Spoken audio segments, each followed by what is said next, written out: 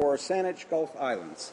Thank you, Mr. Speaker. Given the clock is ticking and this debate is closing far too soon for those of us who believe that we are on the verge of a very large, serious mistake the future parliamentarians will have to struggle to correct. First, let me say the honourable government benches and the members here where we agree. I would happily vote for the Victim of Terrorism Act. I would vote to change the Criminal Records Act from pardon to be replaced with record suspension.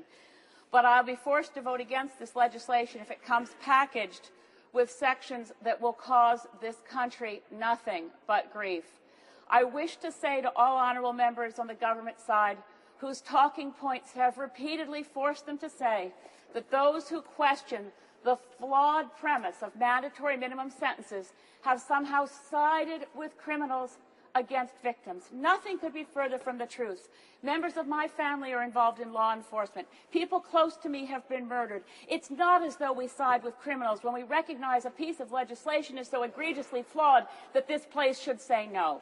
We look at all the evidence from criminologists, not just one or two, but all of them. We look at evidence from our own Department of Justice that studied this matter in 2002. We look at what's happening in the U.S., not only with the fact that their prisons are full of people, but their prisons are full of people disproportionately low income and black. And we look at what could happen in this country where we've seen the Royal Commission on Aboriginal Peoples, the report on the Commission on Systemic Racism in the Ontario justice system, and we know that with this legislation, without a lot changing, we will disproportionately fill our jails with people who should not be in jail.